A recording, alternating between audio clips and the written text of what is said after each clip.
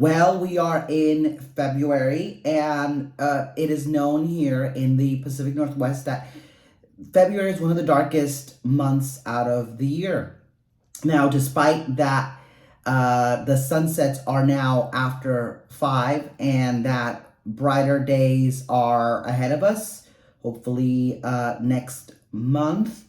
It doesn't take away the fact that it's really hard to have seasonal depression and stay motivated, and honestly fuck the motivation to stay alive, to be up and function on days like this, on weeks like this, where the rain is consistent and it's dark and it's gloomy. And as I'm speaking to you right now, it is pouring outside. It is hailing. There's chance of snow tonight, and it's quite dark. So I've been here for a couple of years now.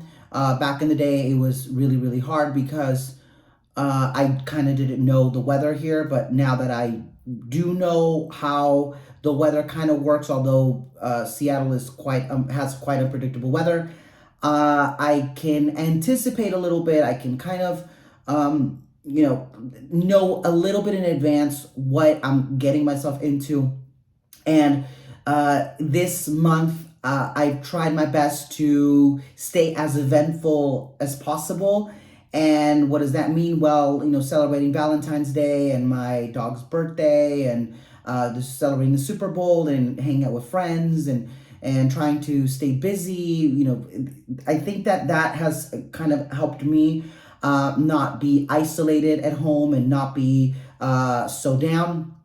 And doing the basic things such as taking a shower and brushing my teeth, and just doing those basic things for my hygiene and personal maintenance goes a long way. However, I would not be doing this episode today without telling you that it is hard. It is hard to have to have seasonal depression, and try to do the basic functions of the day. Take care of myself, cook, and work, and those things that must be done. But because of the environment, it's been really hard. Now, last year I did travel. And I tried to get out and out of the Pacific Northwest to get some sun and everything. But this year hasn't been the case because I think that there's a lot of uncertainty, and because right now the economy isn't helping. So anyway, the reason why I'm talking about sad and the importance of self-care in times like this is that, at least now, in my personal experience, I realized that I really am starting to question the definition of self-care. What is self-care? And as much as we look on social media, and a lot of us have different definitions of what self-care is, and especially on Instagram, where we see a lot of aesthetics and in the espresso content, and the dining out, and the these aesthetic reels and images, which I find them pleasing, and I find them quite refreshing to watch. I'm not gonna lie to you, MemoTalks is not about that. It's about being real and transparent. And you know what? Sometimes it's about being as open as possible and not about aesthetics.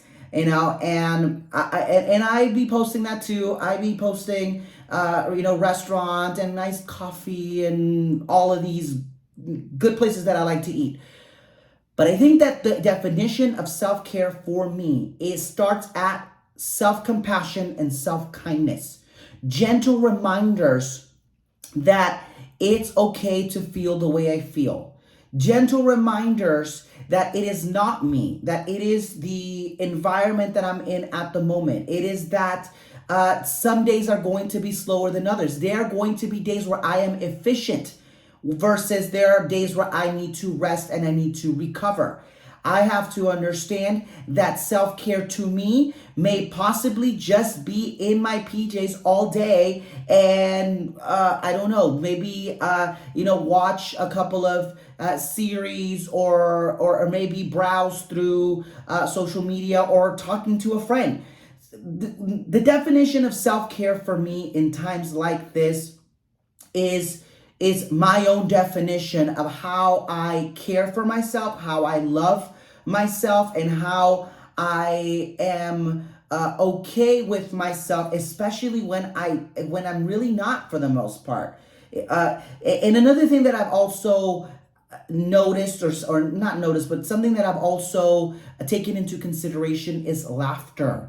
Laughter in times of depression. I think that I've taken a lot of into consideration stand-up comedies on Netflix, or talking to a friend and cracking jokes, or going back in time, and in my memories, and thinking of funny moments, and just staying laughing, just laughing all the time. Laughter is a medicine. I'm sure you've heard that phrase, and that is something that is helping me at the moment to cope with seasonal depression, and this affective disorder. Now, I am not a mental health therapist, or a counselor, or a guru, or any of that. I am just someone that talks about my experiences, my journeys, with a lot of topics around self-development and personal growth. And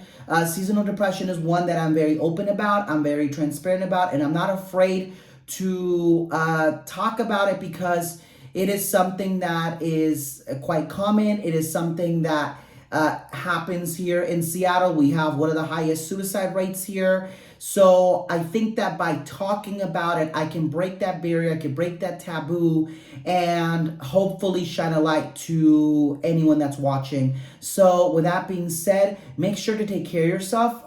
Brighter days are ahead of us.